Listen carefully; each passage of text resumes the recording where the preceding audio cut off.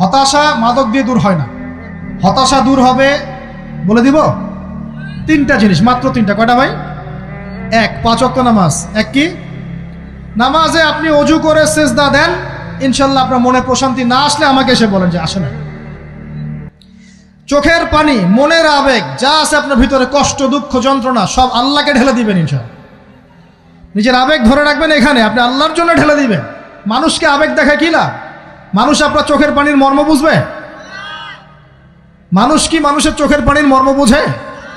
আপনার পিতা যদি মারা যায়, আমার কাছে এসে দোয়া চান কান্নাকাটি করে, আমি দোয়া করতে পারবো, কিন্তু আমি কিন্তু আপনার ফিলিংসটা বুঝতে পারবো না। আপনার অনুভূতি কে বুঝতে পারবেন? আল্লাহ পাক আপনার ঘাড়ের রগের চেয়েও কাছে আছেন। সুবহানাল্লাহ, সুবহান আল্লাহ পাক ঘাড়ের রগের চেয়ে কাছে আছে। গতকালকে বাংলাদেশের একজন বরেণ্য আলেমের সাথে একটা কনফারেন্সে ছিলাম। উনি বলছিলেন যে এক ব্যক্তি, এটা শোনেন, এক ব্যক্তি খুব তার শখ যে তিনি সাহাবীদের মতো নামাজ পড়া শিখবেন। কথা বুঝতে পারছেন? সাহাবীদের মতো নামাজ শিখবেন। তো একজন বরেণ্য আলেমের কাছে এসেছেন, এসে বলছেন যে আমাকে সাহাবীদের মতো নামাজ শিখিয়ে দেন। তখন সেই আলেম আরেকজন আলেমের সন্ধান দিয়েছেন, যা তুমি তার কাছে যাও, তিনি শেখাবেন। তো সেই ব্যক্তি একটু অবাক হয়েছেন, কারণ যাকে প্রশ্ন করেছিলেন তিনি অনেক বড় মুহাদ্দিস, আর যার কাছে পাঠানো হচ্ছে তিনি অত বড় মুহাদ্দিস নন, কিন্তু আবেদ, আমল করেন। তাকে গিয়ে বলছেন উনি আমাকে পাঠিয়েছেন সাহাবীওয়ালা নামাজ শিখিয়ে দেন। তখন তিনি বলছেন ঠিক আছে, সুন্দর করে অজু করে আসো, সুন্দর করে অজু করে আসো। অজু করার সময় খালি খেয়াল রাখবা যে আমি অজু করছি শুধু আল্লাহর সন্তুষ্টির জন্য। কি খেয়াল রাখবেন? অজু করছি শুধু আল্লাহকে রাজি খুশি করার জন্য অজু করছে, আর কোনো উদ্দেশ্য নাই আমার। অজু করতে যাচ্ছে, তিনি আবার বলছেন দাঁড়াও, শুধু আল্লাহকে রাজি খুশি করার জন্য অজু করো। আবার শুরু করছেন, আবার বলছেন শোনো, শুধু আল্লাহকে রাজি খুশি করার জন্য অজু করো। এভাবে বলতেই আছেন। নামাজে দাঁড়িয়েছেন, দাঁড়ানোর আগে বলছেন শোনো, শুধু আল্লাহকে রাজি খুশি করার জন্য নামাজ পড়ো। বলতেই আছেন। এক পর্যায়ে সে ব্যক্তি নামাজ শুরু করলো। নামাজে মনোযোগ এদিক ওদিকে যায়, আর তার মাথায় এটা আসে, এই শুধু আল্লাহকে রাজি খুশি করার জন্য আমাকে নামাজ পড়তে হবে, শুধু আল্লাহকে রাজি খুশি করার জন্য নামাজ পড়তে হবে। এই চিন্তা তার মনের মধ্যে ঘুরপাক খাচ্ছে। এভাবে নামাজটা সে শেষ করেছে।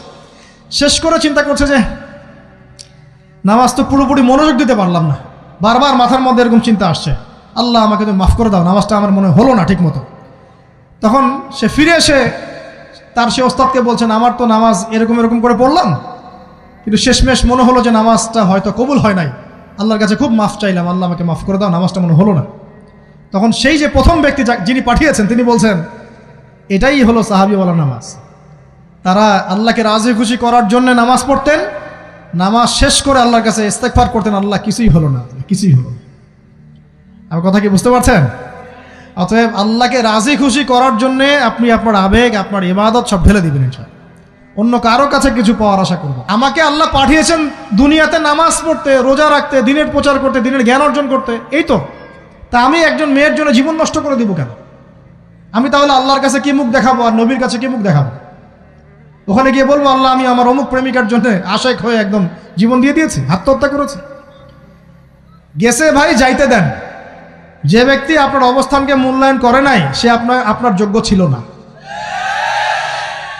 এখন আপনি কি করবেন? নিজের অবস্থান উন্নত করেন, আপনার পিছনে লাইন ধরে ঘুরবে ইনশাআল্লাহ। এটাই বাস্তবতা।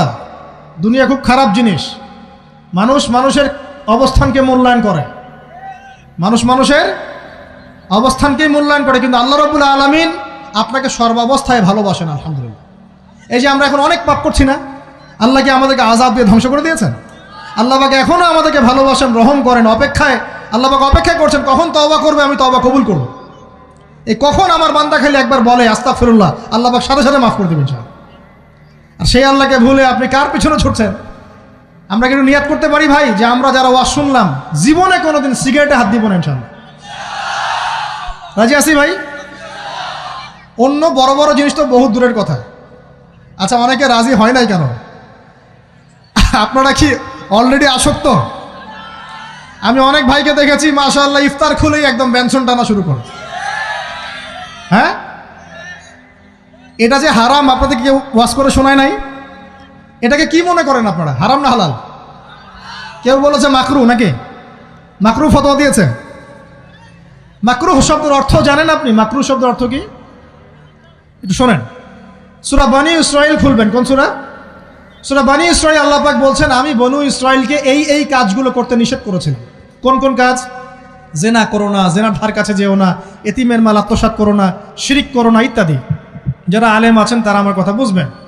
এই কাজগুলোর পরে আল্লাহ পাক বলছেন যে এই প্রত্যেকটা কাজ আল্লাহর কাছে মাকরুহ, অপছন্দের। কিসের?